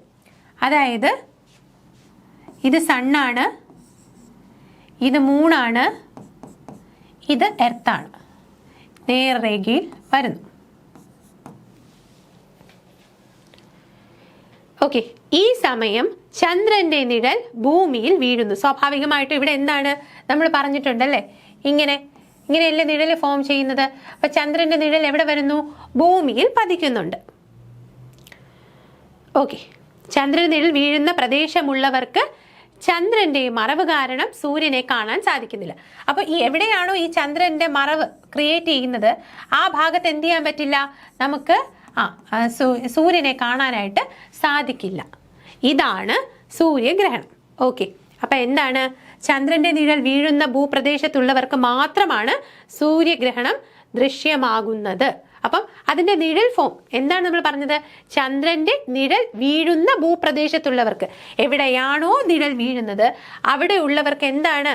അവിടെ ഉള്ളവർക്ക് മാത്രമാണ് നമുക്ക് എന്ത് കാണാൻ പറ്റുന്നത്? സൂര്യഗ്രഹണം കാണാൻ പറ്റുന്നത്. അപ്പൊ പറഞ്ഞതൊന്നും കൂടി പറയാം. ഭൂമിയെ പരിക്രമണം ചെയ്യുമ്പോൾ ചന്ദ്രൻ അപൂർവമായി ഭൂമിക്കും സൂര്യനും ഇടയിൽ നേർരേഖയിൽ വരുന്നു. ഓക്കെ, ഈ സമയം ചന്ദ്രന്റെ നിഴൽ ഭൂമിയിൽ വീഴുന്നു. ചന്ദ്രന്റെ നിഴൽ വീഴുന്ന പ്രദേശത്തുള്ളവർക്ക് ചന്ദ്രന്റെ മറവ് കാരണം സൂര്യനെ കാണാൻ സാധിക്കുകയില്ല. ഇതാണ് സൂര്യഗ്രഹണം. അപ്പൊ ചന്ദ്രന്റെ നിഴൽ വീഴുന്ന ഭൂപ്രദേശത്തുള്ളവർക്ക് മാത്രമാണ് സൂര്യഗ്രഹണം ദൃശ്യമാകുന്നത്. അപ്പൊ അവർക്ക് എന്തേ കാണാൻ പറ്റുള്ളൂ? സൂര്യഗ്രഹണമേ കാണാൻ പറ്റുള്ളൂ. സൂര്യനെ കാണാൻ പറ്റുമോ? ഇല്ല. അതാണ് ആ കോൺസെപ്റ്റ്. ഓക്കെ, ഇവിടെ നമുക്ക് 3 പിക്ചർ കാണാം. ഇതാണ് പൂർണ്ണ സൂര്യഗ്രഹണം, കണ്ടോ, പൂർണ്ണമായിട്ടും മറച്ചിരിക്കുന്നു. ഇതാണ് വലയ സൂര്യഗ്രഹണം, ഇതാണ് ഭാഗിക സൂര്യഗ്രഹണം. അപ്പം നമ്മൾ 3 തരത്തിലുള്ള സൂര്യഗ്രഹണത്തിന്റെ പിക്ചറാണ് ഈ കണ്ടത്. ഏതൊക്കെയാണ്? ഭാഗിക സൂര്യഗ്രഹണം കണ്ടു. ആദ്യമായിട്ട് പറയുന്നെങ്കിൽ പൂർണ്ണ സൂര്യഗ്രഹണം, വലയ സൂര്യഗ്രഹണം, ഭാഗിക സൂര്യഗ്രഹണം. അപ്പം 3 നമ്മൾ കണ്ടു. അടുത്തത് വ്യത്യസ്ത തരം സൂര്യഗ്രഹണങ്ങളാണ്. ഓക്കെ, വ്യത്യസ്ത തരം സൂര്യഗ്രഹണങ്ങൾ. അപ്പോൾ നമ്മൾ നേരത്തെ 2 കാര്യങ്ങൾ പറഞ്ഞു അല്ലേ? ഛായ, ഉംബ്ര ആൻഡ് പെനുംബ്ര, ഉപഛായ. ഇവിടെ നോക്കടാ, ഇവിടെയും ഛായയും ഉപഛായയും ഫോം ചെയ്യുന്നുണ്ട്. പക്ഷേ നേരത്തെ നിന്നും ഇപ്പം നമ്മൾ കാണുന്നത് എന്താണ്? സൂര്യഗ്രഹണമാണ്. സൂര്യനുണ്ട്, ഭൂമിയുണ്ട്, നേർരേഖയിൽ നടുക്ക് ചന്ദ്രൻ വരുന്നുണ്ട്. ചന്ദ്രന്റെ നിഴൽ ഇവിടെ ഫോം ചെയ്യുന്നുണ്ട്. ഈ കഠിനമായ ഡാർക്ക് കളർ, ബ്ലാക്ക് കളറിൽ കാണിച്ചിരിക്കുന്ന നിഴലിനെ നമ്മൾ ഛായ എന്നും, ആ നിഴലിന്റെ ആ ഒരു എക്സ്റ്റൻഷൻ ഉണ്ടല്ലോ അതിനെ നമ്മൾ ഉപഛായ എന്നും, ഈ ഗ്രേ കളറിൽ കാണിച്ചിരിക്കുന്നത് ഉപഛായ എന്ന് നമ്മൾ പറയുന്നു. അപ്പൊ ഇത് നമ്മൾ എവിടെ കണ്ടു? നമ്മൾ നേരത്തെ കണ്ടിരുന്നു. അപ്പൊ അതേ സെയിം സാധനമാണ്. ഇനി നമ്മൾ പറയുന്നത് ഭൂമിയിൽ ചന്ദ്രന്റെ ഛായാനിഴൽ വീഴുന്ന പ്രദേശത്തുള്ളവർക്ക് പൂർണ്ണ സൂര്യഗ്രഹണവും. അപ്പൊ അത് വളരെ ഇമ്പോർട്ടൻ്റ് ആണ്. ഭൂമിയിൽ ചന്ദ്രന്റെ ഛായാഗ്രഹണ നിഴൽ വീഴുന്ന പ്രദേശത്തുള്ളവർക്ക് പൂർണ്ണ ചന്ദ്രഗ്രഹണവും, ഉപഛായാ നിഴലുള്ളവർക്ക് സൂര്യഗ്രഹണമാണേ, ഭാഗിക സൂര്യഗ്രഹണവും അനുഭവപ്പെടും. അപ്പം ഈ ഭാഗത്തുള്ളവർക്ക് ഈ ഭാഗത്തുള്ളവർക്ക് എന്താണ്? ആ നിഴൽ, ആ ഛായ കാണുന്നിടത്ത് പൂർണ്ണ ചന്ദ്രഗ്രഹണമാണ്. ഈ ഉപഛായ കാണുന്ന ഭാഗത്ത് എന്താണ്? ഭാഗിക ചന്ദ്രഗ്രഹണമാണ്, ഭാഗിക സൂര്യഗ്രഹണമാണ് കാണുന്നത്. അപ്പോൾ ഒന്നും കൂടി പറയുന്നു, ഈ ഛായയുടെ ആ വരുന്ന മെയിൻ ഷാഡോ, ഛായ വന്ന് പതിക്കുന്ന ആ ഭാഗത്തുള്ളവർക്ക് പൂർണ്ണ ചന്ദ്രഗ്രഹണമാണ്. അതുപോലെ ഉപഛായയാണ് എങ്കിൽ അവിടെ ഭാഗിക ചന്ദ്രഗ്രഹണമാണെന്നത് ഓർക്കുക. ഇനി ഒരു പ്രദേശത്ത് പൂർണ്ണഗ്രഹണം പരമാവധി 7 മിനിറ്റ് 31 സെക്കൻഡ്. എത്രയാണ്? 7 മിനിറ്റ് 31 സെക്കൻഡ് ആണ്.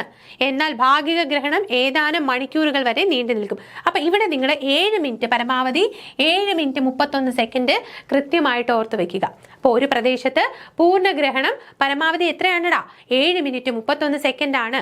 എന്നാൽ ഭാഗിക ഗ്രഹണമോ അത് ഏതാനും മണിക്കൂറുകൾ വരെ നീണ്ടു നിൽക്കാം. അപ്പൊ ഇതൊന്ന് ഓർത്ത് വെക്കാം. ദീർഘവൃത്ത പഥത്തിൽ ഭൂമിയെ ചുറ്റുന്ന ചന്ദ്രൻ ഭൂമിയിൽ നിന്ന് ഏറെ അകലെയാകുമ്പോൾ ഗ്രഹണം സംഭവിച്ചാൽ സൂര്യബിംബത്തെ പൂർണ്ണമായും മറയ്ക്കാൻ ചന്ദ്രന് കഴിയില്ല. അപ്പോൾ സൂര്യന്റെ മധ്യഭാഗം മാത്രം മറഞ്ഞ് അരിക് ഒരു അഗ്നിവലയം പോലെ കാണപ്പെടുന്നു. ഇതാണ് വളയഗ്രഹണം. നമ്മൾ നേരത്തെ പിക്ചറിൽ കണ്ടു, നിങ്ങൾ ഓർക്കുന്നുണ്ട് എന്ന് തോന്നുന്നു, വിചാരിക്കാം. ഇവിടെ നമ്മൾ കാണുന്നതാണ് വളയ സൂര്യഗ്രഹണം അല്ലെ? വളയ സൂര്യഗ്രഹണത്തിൽ എന്താണ് കാണുന്നത്? ഈ അരിക് ഭാഗം എന്ത് ചെയ്യാൻ പറ്റുന്നില്ല? മറയ്ക്കാൻ സാധിക്കുന്നില്ല. അപ്പം അതെന്ത് ചെയ്യുന്നു? ആ ലൈറ്റ് പുറത്തേക്ക് വരുന്നു. അതാണ് ഇവിടെ കൃത്യമായിട്ട് പറയുന്നത്. എന്താണ് വളയ സൂര്യഗ്രഹണം? ഭൂമിയിൽ ഒരു പ്രദേശത്തുള്ളവർക്ക് പൂർണ്ണ സൂര്യഗ്രഹണമോ വളയ സൂര്യഗ്രഹണമോ ദൃശ്യമാകുമ്പോൾ അതേസമയം മറ്റൊരു പ്രദേശത്തുള്ളവർക്ക് നീണ്ട ഭാഗിക ഗ്രഹണം ദൃശ്യമാകും. അതും കൂടി ഓർത്തു വയ്ക്കുക. ഭൂമിയുടെ ഒരു ഭാഗത്തുള്ളവർക്ക് വളയ സൂര്യഗ്രഹണമോ അല്ലെങ്കിൽ പൂർണ്ണ സൂര്യഗ്രഹണമോ കാണുമ്പോൾ ജസ്റ്റ് ഓപ്പോസിറ്റ് ഉള്ളവർക്ക് ഭാഗിക ഗ്രഹണം കാണാൻ സാധിക്കുമെന്നതും ഓർത്തു വയ്ക്കുക. അപ്പം വളരെ ഇമ്പോർട്ടൻ്റ് ആണിത്, കൃത്യമായിട്ട് ഓർത്തു വയ്ക്കുക. ഇനി വാവുകളും ഗ്രഹണങ്ങളുമാണ് കേട്ടോ. നമ്മൾ മനസ്സിലാക്കേണ്ട കാര്യം, എല്ലാ വാവു നാളുകളിലും സൂര്യൻ, ചന്ദ്രൻ, ഭൂമി എന്നിവ നേർരേഖയിൽ വരുന്നുണ്ട്. ഓക്കെ, എന്നാൽ ഗ്രഹണങ്ങൾ വളരെ അപൂർവമായി സംഭവിക്കുന്നുള്ളൂ. ഇങ്ങനെ ചോദിക്കാം, എല്ലാ വാവു നാളുകളിലും സൂര്യൻ, ചന്ദ്രൻ, ഭൂമി നേർരേഖയിൽ വരുന്നുണ്ടോ എന്ന് ചോദിച്ചു കഴിഞ്ഞാൽ, അല്ലെങ്കിൽ ഒരു സ്റ്റേറ്റ്മെന്റ് ആയിട്ട് തന്നു കഴിഞ്ഞാൽ നമ്മൾ ഈ പോയിന്റ് അറിയണം. ടെക്സ്റ്റ് ബേസ്ഡ് ആണ് അല്ലെ? എല്ലാ വാവു നാളിലും എന്ത് ചെയ്യുന്നുണ്ട്? ഇവർ നേർരേഖയിൽ വരുന്നുണ്ട്. പക്ഷെ അവിടെ എന്ത് സംഭവിക്കുന്നില്ല? അവിടെ ഗ്രഹണങ്ങൾ സംഭവിക്കുന്നില്ല എന്നത് ഓർക്കുക. ഇവിടെ നിങ്ങൾക്ക് ഒരു പിക്ചർ കാണാം അല്ലെ? ഇത് നോക്കടാ, ABCD. ഓക്കെ, ഈ പിക്ചർ നിങ്ങളൊന്ന് ഓർത്ത് വയ്ക്കുക. ഭൂമി സൂര്യനെ ചുറ്റുന്ന പഥവും ചന്ദ്രൻ ഭൂമിയെ ചുറ്റുന്ന പഥവും തമ്മിൽ വ്യത്യാസം എത്ര ചരിവുണ്ട്? ഭൂമി സൂര്യനെ ചുറ്റുന്ന പഥവും ചന്ദ്രൻ ഭൂമിയെ ചുറ്റുന്ന പഥവും തമ്മിൽ എത്രയുണ്ട്? 5 ഡിഗ്രി 8 മിനിറ്റ് ചരിവുണ്ട്. എത്രയാണ്? 5 ഡിഗ്രി 8 മിനിറ്റ് ചരിവുണ്ട്. അതിനാൽ എല്ലാ വാവുനാളുകളിലും സൂര്യനും ചന്ദ്രനും ഭൂമിയും കൃത്യമായ നേർരേഖയിൽ വരുന്നില്ല. ഓക്കെ, എന്താണ് നമ്മൾ പറഞ്ഞു? ഭൂമി സൂര്യനെ ചുറ്റുന്ന പദവും ചന്ദ്രൻ ഭൂമിയെ ചുറ്റുന്ന പദവും തമ്മിൽ 5 ഡിഗ്രി 8 മിനിറ്റിന്റെ വ്യത്യാസം ചരിവുണ്ടെന്ന് നമ്മൾ പറഞ്ഞു. അതുകൊണ്ട് തന്നെ വാവുനാളുകളിലും സൂര്യനും ചന്ദ്രനും ഭൂമിക്കും കൃത്യമായി, നമ്മൾ നേരത്തെ പറഞ്ഞു, കൃത്യമായ നേർരേഖയിൽ അവരെന്ത് ചെയ്യുന്നില്ല, വരുന്നില്ല. ഒരേ വശത്ത് വരുമ്പോഴെല്ലാം വാവുകൾ ആവർത്തിക്കുന്നു. ഇവിടെ നോക്കടാ, ഇതാണ് ഭൂമി അല്ലേ? ഇവിടെ നോക്ക്, ഇവിടെ ഇത് നിൽക്കുന്നെങ്കിലും ഇങ്ങനെയല്ലേ? ഇവിടെയാണെങ്കിലോ അല്ലേ? ഇവിടെയാണെങ്കിലോ അല്ലേ? അപ്പോൾ നിങ്ങൾക്ക് കാണാം 2 പിക്ചറിൽ നേർരേഖയിലാണോ എന്നുള്ളത്. അപ്പം നേർരേഖയിൽ വരുമ്പോഴാണ് ഗ്രഹണങ്ങൾക്ക് വിധേയമാകുന്നത്. ഇവിടെ നോക്കൂ, ഒരേ വശത്ത് വരുമ്പോഴെല്ലാം വാവുകൾ ആവർത്തിക്കുന്നു. ABCD കൃത്യമായ നേർരേഖയിൽ വരുന്ന വാവു ദിവസങ്ങളിൽ ചിത്രത്തിലെ എയും സിയും നിങ്ങൾക്ക് കാണാം. ഇതാണ് A, അതാണ് C അല്ലെ? രാഹു കേതു ഗ്രഹണവും ഉണ്ടാവുകയും ചെയ്യുന്നു. അപ്പം ഇവിടെ സ്ട്രെയിറ്റ് ലൈൻ ഫോം ചെയ്യുന്നു. ഇതാണ് സൺ, സ്ട്രെയിറ്റ് ലൈൻ ആണ്. ദാ സൺ, മൂൺ, എർത്ത്. ഇവിടെ നോക്കടാ, സ്ട്രെയിറ്റ് ലൈൻ ആണ്. Sun, earth, moon. ഓക്കെ, അപ്പോൾ സ്ട്രെയിറ്റ് ലൈനിൽ വരുന്നത് ഏതൊക്കെയാണ്? എയിലും സിയിലുമാണ്. ഓക്കെ, അത് നിങ്ങൾ കൃത്യമായിട്ട് ഓർത്തു വയ്ക്കുക. അടുത്തത് ഗ്രഹണ നിരീക്ഷണത്തിലെ അപകടം. നമുക്കങ്ങനെ സൂര്യഗ്രഹണമൊന്നും പോയി നോക്കിക്കൊണ്ട് നിൽക്കാൻ പറ്റില്ല. അത് നമ്മൾ എങ്ങനെയൊക്കെ അപായപ്പെടുത്തും, എന്താണ് നമുക്ക് അതുകൊണ്ടുള്ള ദോഷം എന്ന് നോക്കാം. മറ്റു സമയങ്ങളിൽ നിന്ന് വ്യത്യസ്തമായി സൂര്യനെ കൂടുതൽ നേരം നഗ്ന നേത്രങ്ങൾ കൊണ്ട് കൗതുകത്തോടെ നോക്കി നിൽക്കാൻ ഗ്രഹണ സമയത്ത് സാധിക്കും. സൂര്യഗ്രഹണ സമയത്തെ ഇരുണ്ട അവസ്ഥയിൽ മങ്ങിയ വെളിച്ചത്തിൽ പരമാവധി കാഴ്ച സാധ്യമാക്കാനായി കണ്ണിലെ കൃഷ്ണമണി പ്യൂപ്പിൾ പരമാവധി വികസിച്ചിരിക്കും. മനോഹരമായ ഗ്രഹണ കാഴ്ചകൾ ആസ്വദിക്കുന്നതിനിടയിൽ പൂർണ്ണഗ്രഹണം അവസാനിക്കുന്നതോടെ ചന്ദ്രന്റെ വക്കുകളിലൂടെ പൊടുന്നനെ കയറി വരുന്ന സൂര്യപ്രകാശം പരമാവധി തുറന്നിരിക്കുന്ന കൃഷ്ണമണിയുടെ കണ്ണിനുള്ളിൽ കടക്കും. ഇത് റെറ്റിനയിൽ പൊള്ളലുണ്ടാക്കുകയും അന്ധതയ്ക്ക് കാരണമാവുകയും ചെയ്യും. അപ്പൊ ഇത് ഒരു മുന്നറിയിപ്പാണ് നമ്മളോട് അല്ലെ? കൂടാതെ പൂർണ്ണ സൂര്യഗ്രഹണ സമയത്ത് പോലും സൂര്യന്റെ പ്രഭാമണ്ഡലത്തെ മാത്രമേ ചന്ദ്രൻ മറയ്ക്കാനാകൂ. പ്രഭാമണ്ഡലത്തിന് ചുറ്റുമുള്ള സൂര്യന്റെ അന്തരീക്ഷമായ കൊറോണയെ മറയ്ക്കാൻ ചന്ദ്രന് കഴിയില്ല. പൂർണ്ണ സൂര്യഗ്രഹണത്തെ സമയത്തും കൊറോണയിൽ നിന്നുള്ള അൾട്രാവയലറ്റ് രശ്മികൾ നമ്മുടെ കണ്ണിലെത്തും.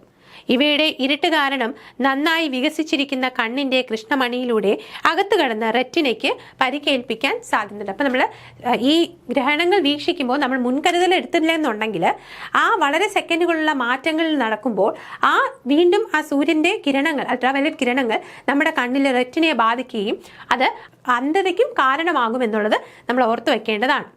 ഇനി നമുക്ക് നിരീക്ഷിക്കാനായിട്ട് ഒരുപാട് സാധനങ്ങൾ നോക്കടാ. സോളാർ ഫിൽറ്റർ കണ്ണടകളുണ്ട്, പിൻ ഹോൾ പ്രൊജക്ടറുകൾ ഉപയോഗിക്കാം, ടെലിസ്കോപ്പുകൾ ഉപയോഗിക്കുന്നു, അതുപോലെ തന്നെ ടെലിസ്കോപ്പ് ഉപയോഗിച്ചുള്ള പ്രൊജക്ഷൻ രീതി. അപ്പോൾ നമുക്ക് ഇന്ന് നിലവിൽ ഇത് നിരീക്ഷണ മാർഗങ്ങൾ പലതുണ്ട്. നമുക്ക് ചന്ദ്രഗ്രഹണം വേണമെങ്കിൽ നമുക്ക് നേരിട്ട് നിരീക്ഷിക്കാം. മനസ്സിലാക്കുക, ചന്ദ്രഗ്രഹണം എന്ത് ചെയ്യാം? നമുക്ക് നേരിട്ട് നിരീക്ഷിക്കാം. എന്നാൽ സൂര്യഗ്രഹണ മാർഗങ്ങളിലൂടെ അല്ലാതെ നിരീക്ഷിക്കുന്നത് കണ്ണിന് ഹാനികരമാണ്. അപ്പൊ സൂര്യഗ്രഹണം നമ്മൾ ചന്ദ്രഗ്രഹണം പോലെ പോയി നോക്കാൻ പറ്റില്ല. അത് നമ്മുടെ കണ്ണുകൾക്ക് ദോഷമായി ഭവിക്കും. അതിനാൽ ഫിൽറ്ററുകൾ ഉപയോഗിച്ചും വിവിധ രീതിയിൽ സൂര്യരശ്മികൾ പ്രതിപതിച്ചും മാത്രമേ സൂര്യഗ്രഹണം നിരീക്ഷിക്കാനാവൂ. അപ്പം നമുക്ക് ഈ മാർഗങ്ങളിലൂടെയൊക്കെ നമുക്ക് എന്ത് ചെയ്യാൻ പറ്റും? സൂര്യഗ്രഹണം നിരീക്ഷിക്കാനായിട്ട് പറ്റും. ഓക്കെ, ഇനി ടെലസ്കോപ്പ്, ബൈനോക്കുലർ എന്നിവ ഗുണമേന്മയുള്ള ഫിൽറ്ററുകൾ ഉപയോഗിച്ചും ഗ്രഹണം നിരീക്ഷിക്കാം. അലങ്കാരം ഉപയോഗിക്കുന്ന ഗ്ലിറ്റർ പേപ്പറുകൾ, സുരക്ഷിതമല്ലാത്ത എക്സ്റേ ഫിലിമുകൾ. അപ്പോൾ നമ്മൾ വളരെ കെയർഫുൾ ആയിരിക്കണം. നമ്മുടെ കണ്ണിൻ്റെ കാര്യമാണ് അല്ലേ? വളരെ ശ്രദ്ധയോടെ വേണം നമ്മൾ സൂര്യഗ്രഹണം നിരീക്ഷിക്കാൻ. ചന്ദ്രഗ്രഹണം നിരീക്ഷിക്കുന്ന എളുപ്പത്തിൽ പോയി സൂര്യഗ്രഹണം നിരീക്ഷിച്ചാൽ നമ്മുടെ റെറ്റിനയെ ബാധിക്കുമെന്നത് ഓർത്ത് വെക്കുക. സോ അതിന് പല മാർഗ്ഗങ്ങൾ നമുക്കുണ്ട് സയന്റിഫിക്കലി. ആ മാർഗ്ഗങ്ങളിലൂടെ നമുക്ക് നിരീക്ഷിക്കാം. അല്ലാത്ത പക്ഷം നമ്മൾ എന്ത് ചെയ്ത് റിസ്ക് എടുക്കാൻ പാടില്ല. അപ്പം നമ്മൾ ഇതിനുള്ള 3 മെത്തേഡുകൾ കൂടി നോക്കാം. Direct method, reflection method, projection method. അപ്പം എന്താണ് നോക്കാം? ഡയറക്റ്റ് മെത്തേഡ് നേരിട്ടുള്ള നിരീക്ഷണമാണ്.